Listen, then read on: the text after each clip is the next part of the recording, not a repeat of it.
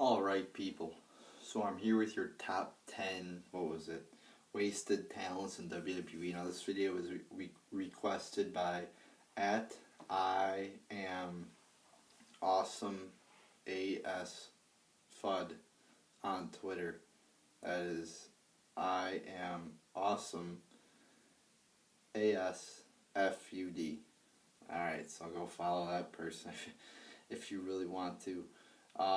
But I said I would be, if you requested a video, I would be naming off your Twitter or YouTube name.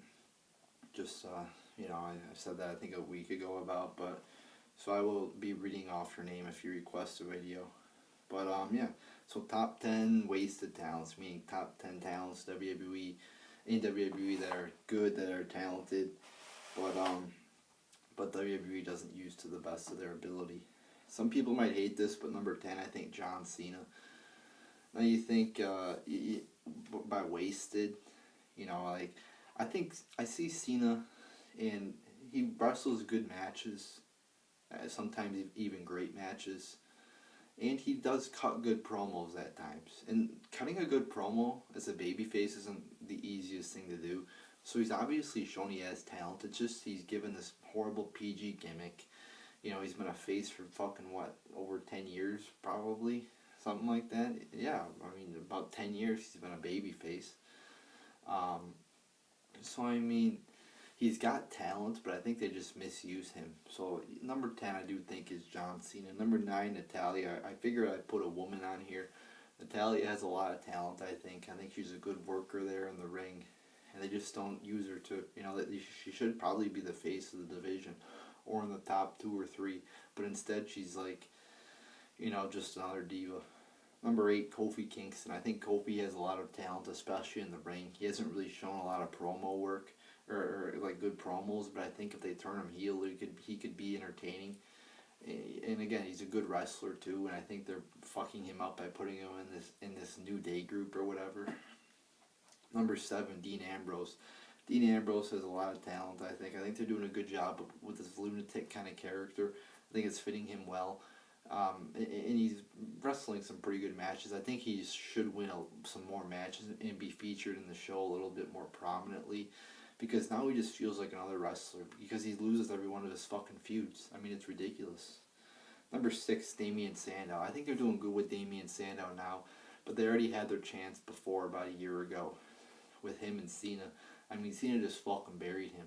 And once you get buried by Cena, there's almost no coming back. Sometimes, you could get rescued out of the hole that Cena buried you in, but it's rare.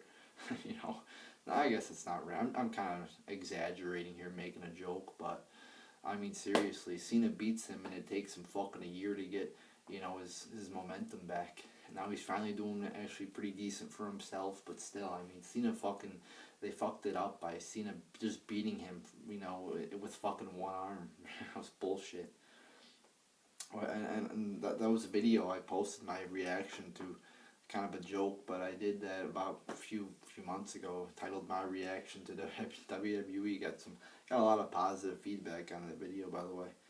Go watch it. Little plug there for myself. Number 5, Cody Rhodes. Cody Rhodes, I think a lot of people have even forgotten his name is Cody Rhodes, or that he even exists, I think, seriously. People, I think, are forgetting that Cody Rhodes is actually Stardust and actually has talent, but he's weighed down by this fucking retarded gimmick, and you could kind of add Goldust to that list too, I guess. Not really, though, because that is Goldust's character. But I think they could be doing these two guys a big favor by actually feuding them with each other. They should have done it a year or two ago, but now it's fucking, they fucking wasted it pretty much. They should have done it at WrestleMania 29 or WrestleMania 30, but again, they fucked it up. Or they could have done it even at SummerSlam too, but again, they fucked it up. They wasted their opportunity. Wasted, Number 4, Dolph Ziggler. A lot of people are saying, oh, Dolph Ziggler is getting a push now since he beat the Authority. I don't really see him getting too much of a push.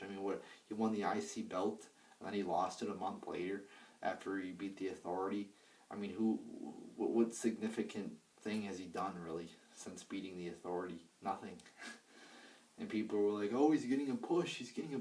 I'm like, guys, he might not even be getting a push because they've done this before where they've given him the belt and then they fucked it up and had Del Rio take it off of him. You know, they fucked up Ziggler too many times. Really, I mean, it's retarded with Ziggler. I mean, I'm glad he's not a total jobber, but he should be in the fucking top 5 people probably in this company, at least top 10. He might be in the top 10, but he should be in the upper echelon of the company. That's what I'm trying to say. Number 3, Tyson Kidd. Tyson Kidd's a very underused wrestler, a very good wrestler too. I mean, they haven't even given him any time on the mic, so you can't really judge his charisma or promo ability yet.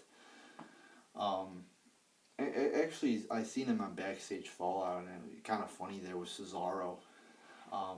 But he's definitely a very good in-ring worker. You know, some people, oh, he's too small. You know, I hate when people say that. I mean, I guess it's your opinion. I think there's a lot of trolls out there that say that too. But I could really care less what, you know, how big you are. You know, I think smaller guys do a lot of cool moves and a lot of athletic, you know, fucking awesome moves. So I tend to like the smaller guys more than the big guys. Not saying big guys are bad. There's a lot of good wrestlers who are big guys, but I tend to like the smaller guys better. And Tyson Kidd's a very good wrestler.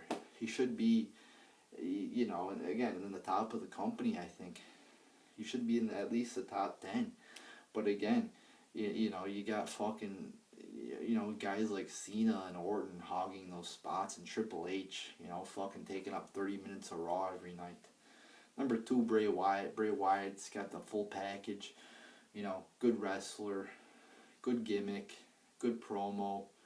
But again, look who fucked him up. John Cena. I mean, you could go through this list here and look at all the people that John Cena's beaten. You know, Sandow, Ziggler, Bray Wyatt. Number 1, I do have Cesaro. He's beaten Cesaro. I mean, Cena just fucks everything up, doesn't he? I mean, Bray Wyatt was, you know, doing great. I've talked about this numerous times on my channel. He was doing great. You know, fucking the crowd loved him. He was wrestling some kick-ass matches, you know, with Bryan and shit. And he did wrestle some good matches with Cena too. And then some fucking awesome matches with the Shield at the Elimination Chamber too. And then he comes along with Cena, and Cena just beats him.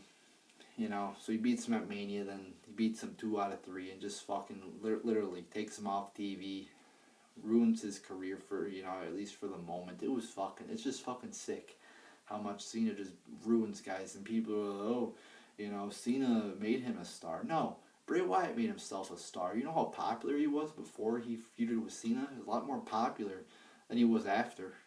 You know, so that's totally illogical there. He made himself a star. Cena didn't make it. It's like when Obama says, oh, you didn't build your own business. Other people built it. You know, it's fucking retarded. And number 1, as I said, is Cesaro. Cesaro's a fucking beast. Fucking awesome wrestling moves. He's so fucking strong. He doesn't even look strong, but he is. And he just does a lot of cool moves. But yet, you know, we've deemed you can't cut a promo, you know, even though we've given you some fucking retarded yodeling gimmick. And really haven't given you a legitimate chance to really cut a promo.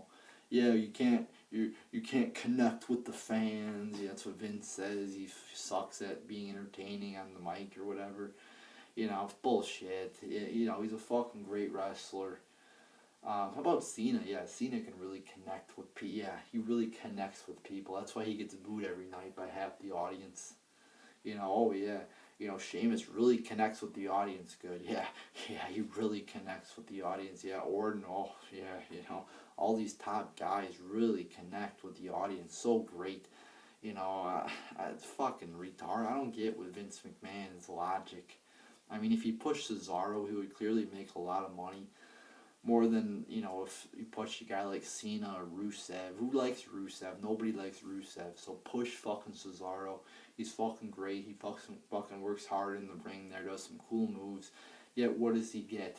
He gets fucking buried by the New Day. Bullshit. What the fuck is that? Buried by fucking, you know, weirdo dancers who act like fucking moronic, retarded children. So that's your WWE, people. fucking put on some great moves and shit. You get buried by a moronic, childish tag team. So there you go, people. There's your top 10 underrated, or not underrated, but top 10 wasted talents in WWE.